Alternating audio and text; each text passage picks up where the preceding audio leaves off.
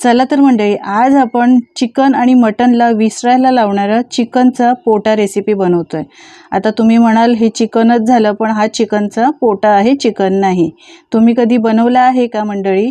खायला खूपच अप्रतिम लागतो। जे खात असतील ना त्यांना नक्कीच माहिती असेल याची चव काय आहे। चला तर करायला घेऊयात। यासाठी इथे मी अर्धा किलो चिकनचा पोटा घेतलाय।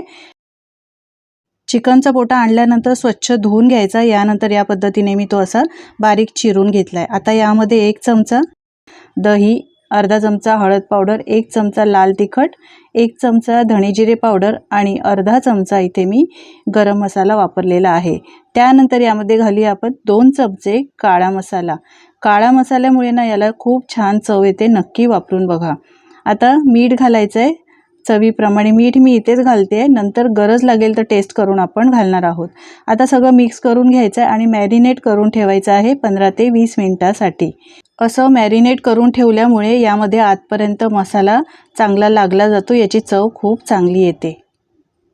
चला तर आता एक वाटण बनवूया। यासाठी मिक्सरच्या भांड्यात अर्धी वाटी किसलेलं खोबरं घेतलंय। ओलं खोबरं आहे, तुम्ही इथे सुक्या खोबऱ्याचा वापर करू शकता। यानंतर 1 कांदा चिरून घातलाय, 7-8 लसणाच्या पाकळ्या, 1 इंच आल्याचा तुकडा, 2 हिरव्या मिरच्या घातल्यात आणि मुठभर कोथिंबीर देठासकट घातली आहे। पाणी घालायचं आणि मिक्सरला थोडंसं जाडसरच वाटून घेतलंय। हे बघा, या पद्धतीने एकदम बारीक नाही वाटलाय।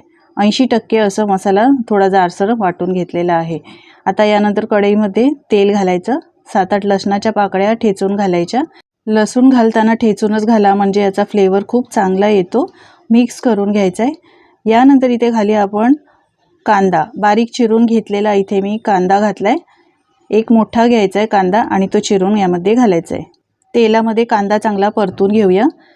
छान असा स्लो फ्लेमवर मी परतून घेतलेला आहे। यानंतर आपण जे हिरवं वाटण केलं होतं ना, ते वाटण यामध्ये घालायचं आहे। आता वाटण आपण हे कच्चंच ठेवलेलं होतं, त्यामुळे या तेलामध्ये चांगलं परतून घ्यायचं आहे।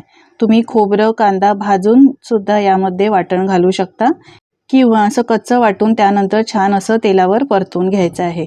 1-2 मिनिटं छान मिक्स करून घ्यायचं आहे, म्हणजे याचा फ्लेवरसुद्धा चांगला येतो आणि कच्चेपणासुद्धा नाहीसा होतो। 1-2 मिनिटं छान असं हे वाटण मी मिक्स करून परतून घेतलेलं आहे। आता यामध्ये घालूया आपण मॅरिनेट करून ठेवलेला पोटा मी अर्ध्या तासासाठी ठेवला होता, तुम्ही 15 ते 20 मिनिटांसाठी ठेवू शकता। फ्रीजमध्ये ठेवला तरी चालेल। रात्री मॅरिनेट करून नंतर दुसऱ्या दिवशी तुम्ही जर बनवला ना, तर त्यामध्ये मस्त असा मसाला मुरला जातो आणि छान असा हा ज्युसी पोटा तयार होतो। खाण्यासाठी खायला खूप छान लागतो। आता पोटा घातल्यानंतर मिक्स करून घ्यायचा आहे, म्हणजे मसाले चांगले याला लागले जातील। व्यवस्थित 1-2 मिनिटं परतून घ्यायचं आहे। छान असं परतून घेतलंय। आता यामध्ये पाणी घालूया। ज्यामध्ये मी मॅरिनेट केला होता पोटा, त्यामध्येच थोडंसं पाणी घातलंय आणि पाणी घातलेलं आहे।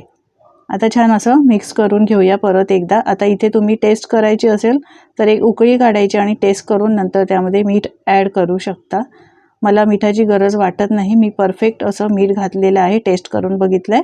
झाकण ठेवूया आणि हा पोटा 10 ते 12 मिनिटं चांगला शिजवून घेऊया। थोडा शिजायला वेळ लागतो। 10 ते 15 मिनिटं मी हा पोटा छान शिजवून घेतलाय, तुम्ही पाहू शकता। आता तुम्ही म्हणाल याला तेल भरपूर सुटलेलं आहे, तेल खूप घातलंय, पण तेल अजिबात मी जास्त घातलं नाही। पोटा जेवढा स्लो फ्लेमवर शिजवाल ना, तेवढं याला तेल सुटतच राहतं आणि याची चव मस्त मसाल्याची चव यामध्ये उतरते। गॅसची फ्लेम बंद केली आहे। बारीक चिरलेली कोथिंबीर घालूया। हा पोटा पावाबरोबर चपातीबरोबर खायला खूप मस्त लागतो। नुसत्या भाताबरोबर सुद्धा तुम्ही खाऊ शकता। अगदी चिकन मटनपेक्षा भारी चव याला येते। नक्की एकदा ट्राय करून बघा मंडळी, आणि करून बघितल्यानंतर तुमचे अनुभव माझ्यासोबत शेअर करा। नेहमीच्या चिकन मटनपेक्षा तुम्हाला काही वेगळं खायचं असेल तर एकदा असा हा चिकनचा पोटा करून बघा। माझी खात्री आहे तुम्हाला आजची रेसिपी ही नक्कीच आवडली असेल।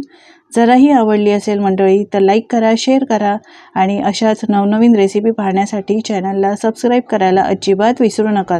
आणि तुम्हाला अजून कोणती रेसिपी पाहायला आवडेल हे सुद्धा मला कमेंटमध्ये नक्की सांगा, म्हणजे मी ती बनवण्याचा प्रयत्न करीन। चला तर पुन्हा भेटूया अशाच वेगवेगळ्या नवनवीन रेसिपीसोबत। धन्यवाद।